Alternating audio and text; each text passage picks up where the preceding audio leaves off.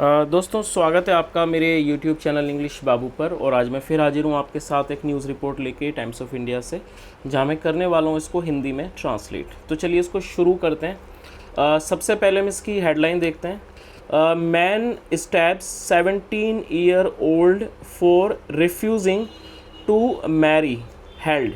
क्या मतलब हुआ?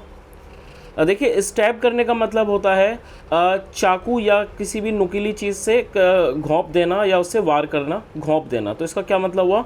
Man stabs 17-year-old। आदमी ने 17 वर्षीय को क्या करा? स्टैब किया, मतलब चाकू घोंपा, चाकू से हमला किया।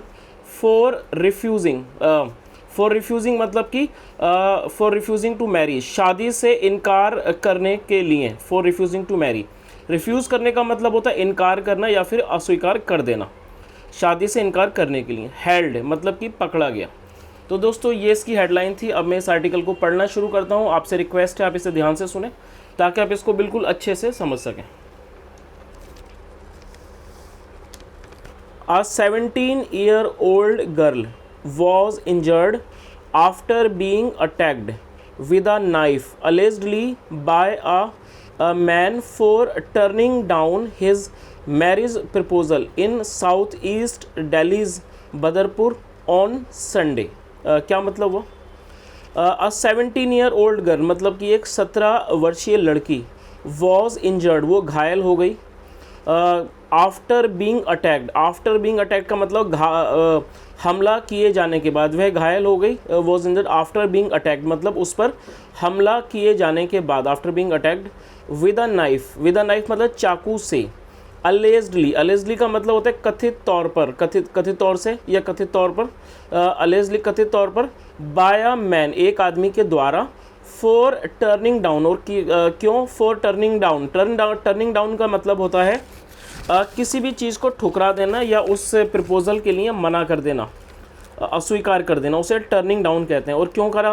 बाय अ मैन एक आदमी के द्वारा। For turning down his marriage proposal मतलब कि उसका जो मैरिज का जो प्रपोजल था, जो शादी का प्रस्ताव था, उसको टर्निंग डाउन, उसको मना कर देने के लिए।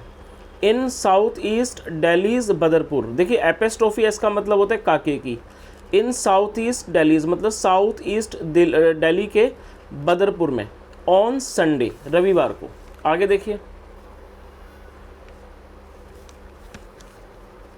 एट 2:19 PM, एट 2:19 PM मतलब कि 2:19 पर police received a call. Police को एक कॉल प्राप्त हुई। Regarding the incident. Regarding the incident मतलब कि घटना के बारे में। रिगार्डिंग का मतलब है बारे में। रिगार्डिंग द इंसिडेंट मतलब कि घटना के बारे में। विच टुक प्लेस। देखिए ये टेक प्लेस की सेकंड फॉर्म है। इसका मतलब होता है किसी भी घटना का घटित होना। तो क्या मतलब हुआ? विच टुक प्लेस जो कि घटी। इन मोलारबंद एक्सटेंशन जो कि मोलारबंद एक्सटेंशन में घटी ये घटना। A team from the local police station मतलब कि एक team from the local police station स्थानीय पुलिस स्टेशन से रश्ड टू द स्पॉट। देखिए रश करने का मतलब होता है किसी भी जगह पर तेज़ी से पहुंचना। एक जो टीम थी, team from the local police station स्थानीय पुलिस स्टेशन से रश्ड वो पहुंची to the spot. To the spot मतलब घटना स्थल पर। एंड फाउंड और पाया, ये फाइंड की सेकंड फॉर्म है।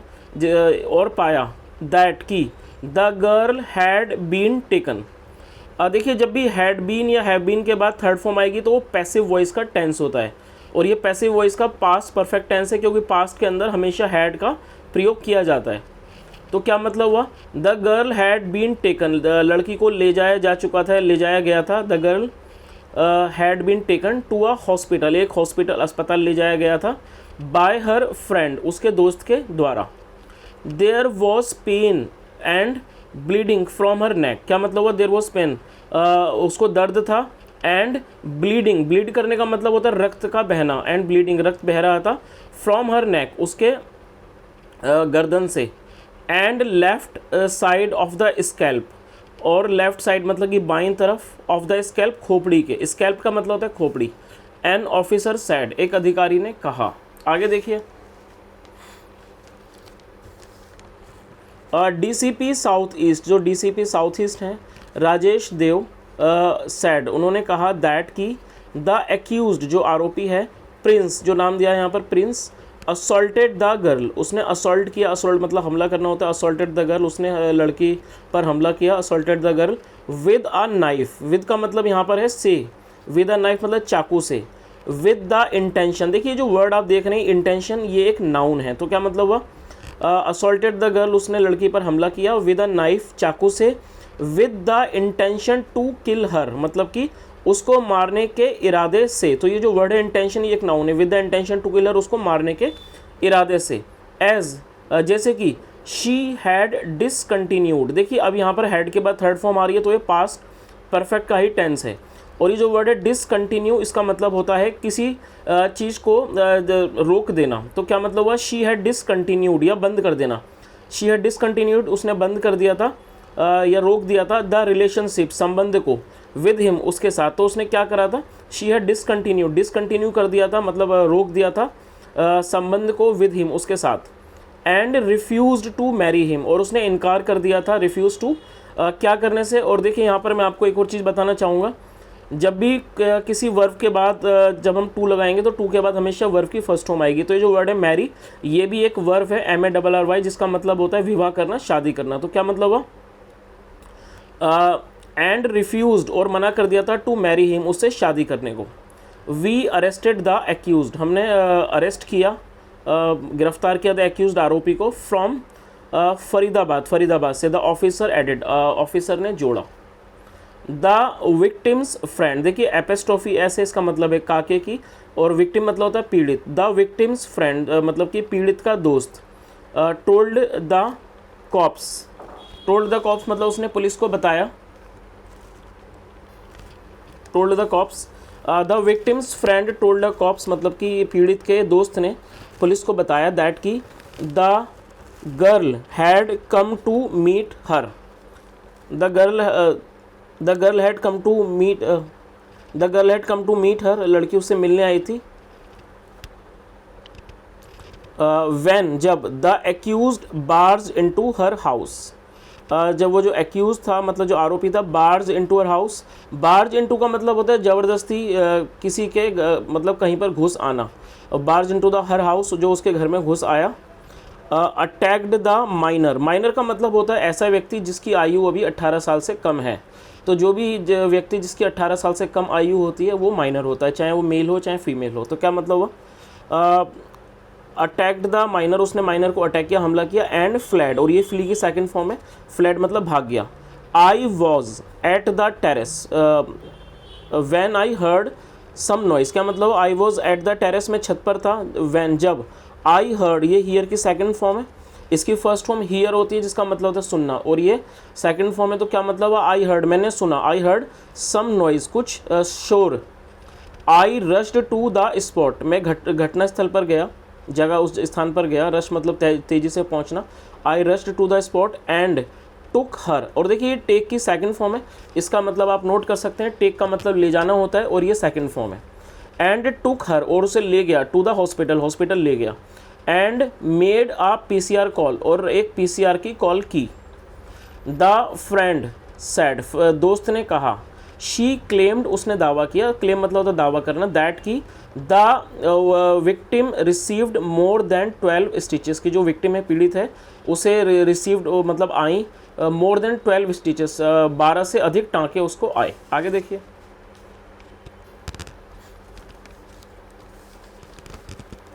मीनवाइल, देखिए मीनवाइल नाउन है, इसका मतलब होता है इस दौरान, इस दौरान, द विक्टिम सैड पीड़ित ने कहा, दैट की प्रिंस वॉज अनएम्प्लॉयड, देखिए अनएम्प्लॉयड एक एडजेक्टिव है जिसका मतलब होता है बेरोजगार, प्रिंस वॉज अनएम्प्लॉयड, प्रिंस जो था वो बेरोजगार था, एंड हैड ऑल्सो थ्रेटेंड अर, और देखिए ऑल्सो का मतलब होता है भी, एंड ऑल्सो थ्रेटेंड और उसको उसने धमकाया भी था, एंड हर फैमिली उसको और उसके परिवार को धमकाया भी था, एंड हर फैमिली मेंबर्स उसके परिवार के सदस्यों को, with dire consequences, dire consequences का मतलब होता है घातक परिणाम, इन द पास्ट, पास्ट में मतलब कि पहले उसने उनको धमकाया था।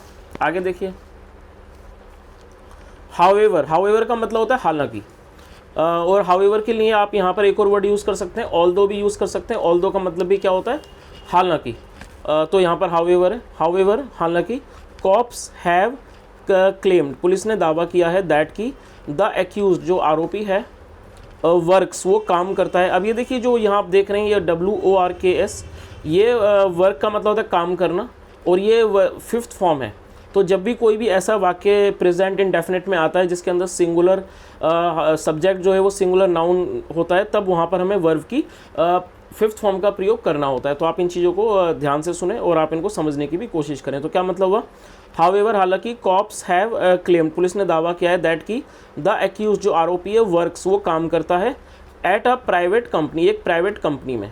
ही ऑल्सो रिसीव्ड इंजरीज, और उसे भी चोटें आई। इंजरीज मतलब होता है चोटें या जख्म, उसे भी चोटें आई ऑन हिज हैंड्स, उसके हाथों पर, ड्यूरिंग द अटैक मतलब हमले के दौरान। दे सैड, उन्होंने कहा।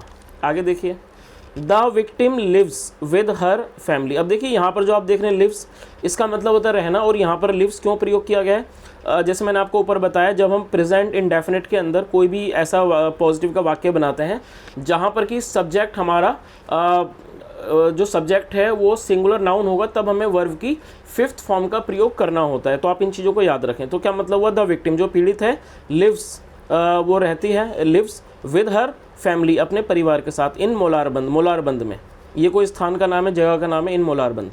हर फादर जो उनके पिता हैं वो वर्क्स वो काम करते हैं एज ए लेबर, मतलब कि वर्क्स एज ए लेबर वो मजदूर की तरह काम करते हैं, मतलब मजदूर हैं। वेयर जहाँ, वेयर एज, और उनकी वेयर एज जहाँ, हर मदर जो उनकी माँ है, इज़ अ मेड वो एक नौकरानी है। मेड का मतलब होता है घरेलू काम करने वाली, नौकरानी is a made. She studies in class 10th, वो 10वीं क्लास में पढ़ती हैं। एंड समटाइम्स, और कई बार, और समटाइम्स, समटाइम्स मतलब कई बार। ऑल्सो डज, वो करती हैं पार्ट टाइम जॉब, और वो कुछ पार्ट टाइम जॉब्स भी करती हैं। टू हेल्प हर फैमिली, अपने परिवार की मदद करने के लिए। द एक्यूज जो the accused lives in Badarpur, जो आरोपी है वो कहाँ लिव्स मतलब रहता है, इन बदरपुर, बदरपुर में। तो दोस्तों ये एक छोटा सा आर्टिकल था, मैंने कोशिश की है पूरी आपको अच्छे से एक्सप्लेन करने की। अगर आपको मेरा प्रयास अच्छा लगा हो तो मेरी आपसे रिक्वेस्ट है आप मेरे चैनल को ज़रूर सब्सक्राइब करें और कमेंट करके बताएं यदि आपका कोई भी सुझाव हो सुनने के लिए। Thank you so much, have a nice day and bye.